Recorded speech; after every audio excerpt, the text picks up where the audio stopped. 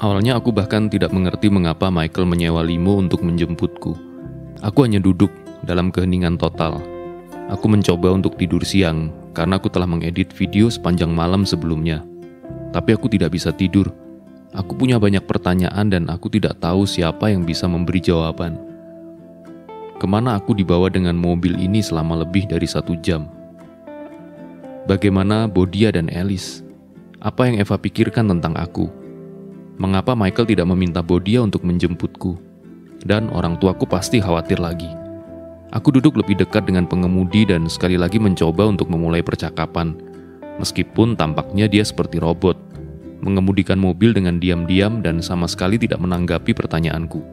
Apalagi ponselku tidak memiliki sinyal. Biasanya terjadi saat kita berada di luar kota, bahkan tidak mungkin mengirim pesan.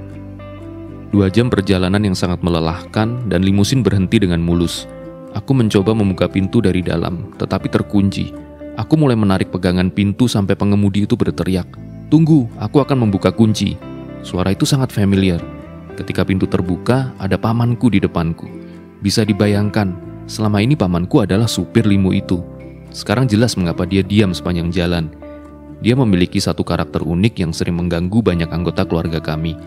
Jika pamanku mulai mengemudikan mobil, dia berperilaku seperti pengawal istana Inggris.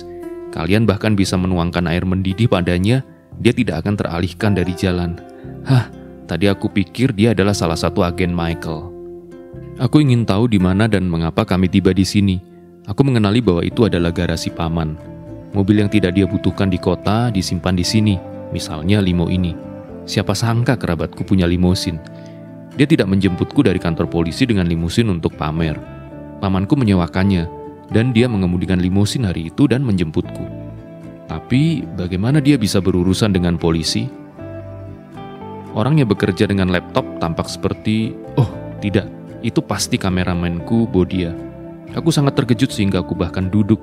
Aku berharap untuk mengetahui apa yang sedang terjadi. Pamanku yang pertama berbicara.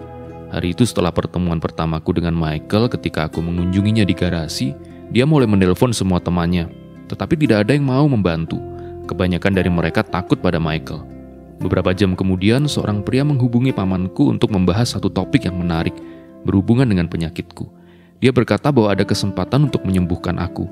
Orang ini sedang menguji obat baru di luar negeri. Dia membutuhkan sukarelawan untuk mengujinya. Ada kemungkinan kecil percobaan itu gagal dan pasien akan makin buruk. Namun jika berhasil, seorang pasien akan sembuh dan tetap hidup. Pria itu telah melihat videoku di YouTube dan mempelajari sejarah penyakitku. Orang itu adalah Bodia atau Barton. Nah, itu nama aslinya. Dia melanjutkan ceritanya. Ketika Bodia mengetahui seluruh situasi dengan Michael, dia menawarkan bantuannya. Pertama-tama, tidak ada yang melihat videoku di YouTube. Karena spesialis IT yang disewa memprogram situs web, sehingga hanya orang-orang Michael yang dapat menonton video tersebut. Itu sebabnya hanya ada 8 ulasan. Kedua, koneksi Barton jauh lebih keren daripada Michael. Jadi, mulai dari hari kami merekam video pertama di kebun binatang, kami ditonton. Ketika Bodia, maksudku Barton, berhenti berbicara, aku tidak tahu apakah aku harus merasa senang atau tidak. Besok akan ada serangan terhadap Michael dan orang-orangnya.